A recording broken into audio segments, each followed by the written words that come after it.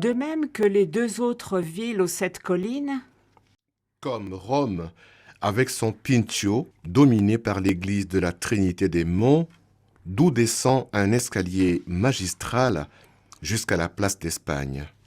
Comme Jérusalem, avec son mont Sion, mont inspiré, où s'établit le monastère de la Dormition, et l'église néo-byzantine Saint-Pierre au Champ du Coq, surplombant un escalier romain. de même, Saint-Étienne, avec ses 7 collines, possède elle aussi une colline inspirée, la colline des Pères. À son sommet, la chapelle de Notre-Dame du Bon Secours témoigne de l'histoire du couvent des Capucins, où l'abbé Pierre fut un tout jeune moine avant de lancer son mémorable appel à l'insurrection de la bonté. À mi-pente, un monument de style Louis XIII classique, conçu par l'architecte Étienne Boisson pour l'École des Beaux-Arts, est pourvu d'une fontaine à rocailles, d'un escalier monumental descendant jusqu'à l'ancienne place des Ursules. Visible de nombreux points de la ville, la croix de Mission est dotée d'un Christ couronné d'épines, faisant écho à l'éminente relique de la Sainte Épine qui honore notre ville, en l'église Sainte-Marie de la Visitation. Cette épine fut détachée par la main même de Saint Louis, à la couronne de la Passion de Jésus de Nazareth.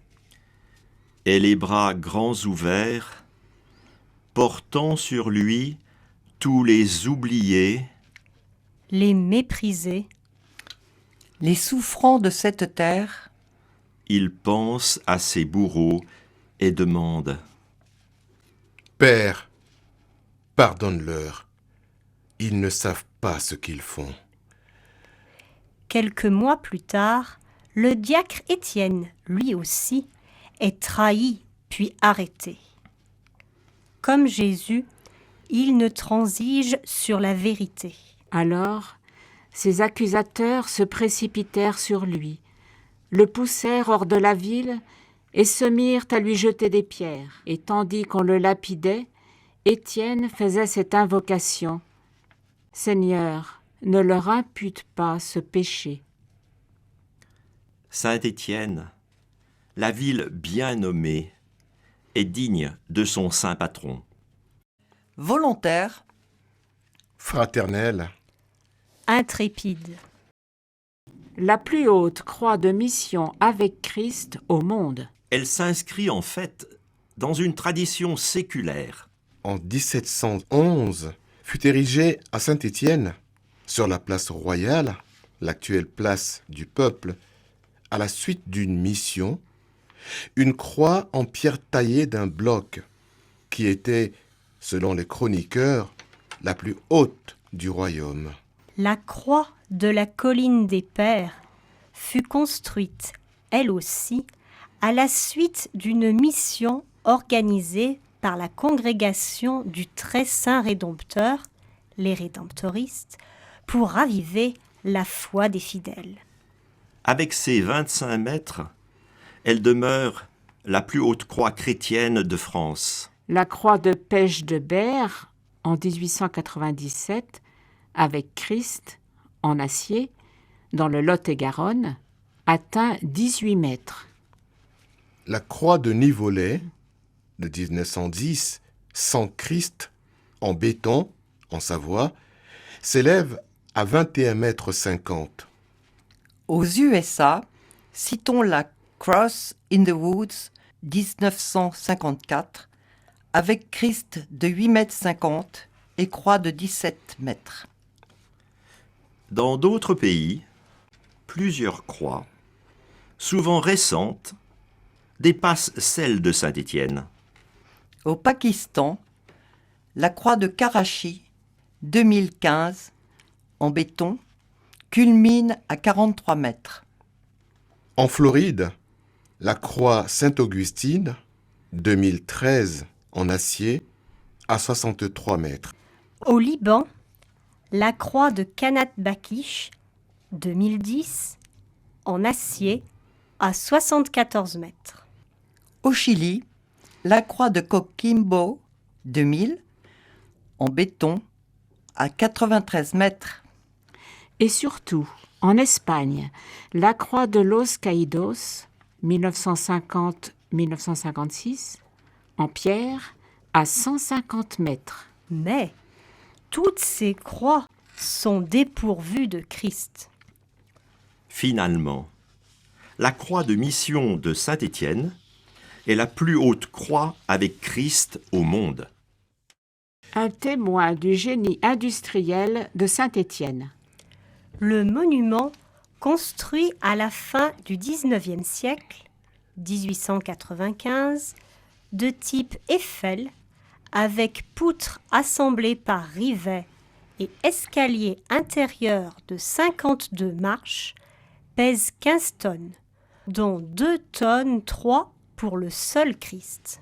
Il est pleinement représentatif de cette ville, caractérisée par son glorieux passé industriel, tout entier voué, dès son origine, au travail du fer, et témoigne d'un savoir-faire productif purement local. L'architecte, l'atelier de métallurgie, comme le constructeur, tous sont stéphanois. À ce titre, la croix de mission synthétise tout le passé de celle qui a été considérée comme la capitale industrielle du pays. Comme en témoigne l'académicien et écrivain stéphanois Jules Janin. 500 forges bruyantes sont en mouvement. Non pas une forge parisienne avec son petit feu de cuisine, mais un immense fourneau, un brasier brûlant comme pour les armes d'Achille. Un soufflet qui fatigue un homme, travaillant le fer comme une simple dentelle. La même année, 1895, Étienne Mimard, propriétaire de Manu France, innove avec la célèbre carabine monocoup Buffalo. La manufacture impériale d'armes de Saint-Étienne devient un établissement d'État.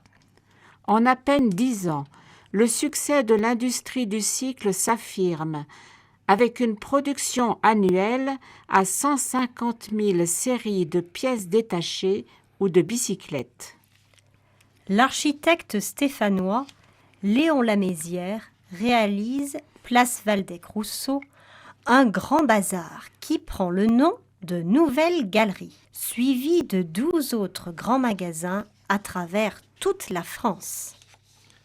Le bassin houillé de la Loire, après avoir été pendant un demi-siècle le principal site d'extraction de charbon en France, demeure un bassin de premier ordre.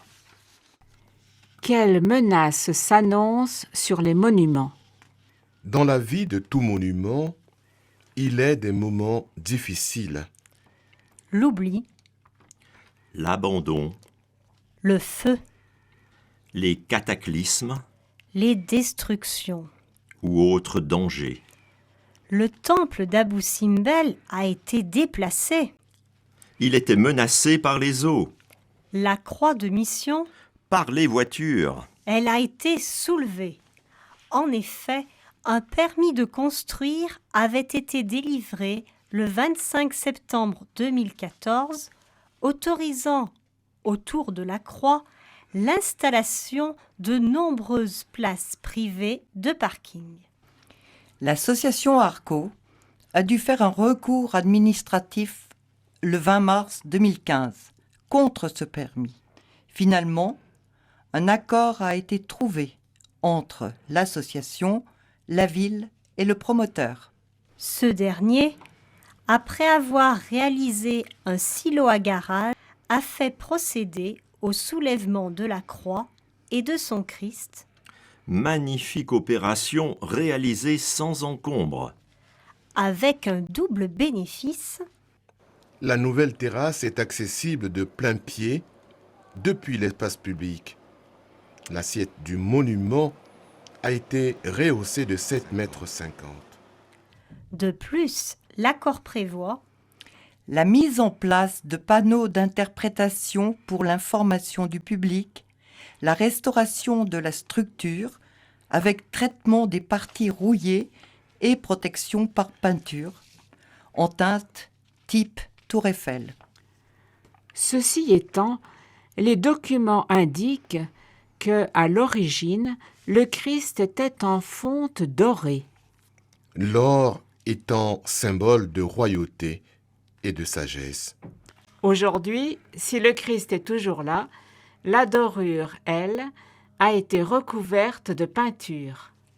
C'est pourquoi l'association ARCO, familière de ce type d'action, a proposé à la ville de prendre en charge par un mécénat la restitution de cette dorure. Opération mettant en œuvre la technique artisanale dite de la miction, avec pose de feuilles d'or par un maître doreur. Elle propose donc à toute personne qui le souhaite d'en devenir le mécène. Que votre participation soit modeste ou considérable, vous témoignerez de votre intérêt pour la mise en valeur de ce monument significatif pour Saint-Étienne.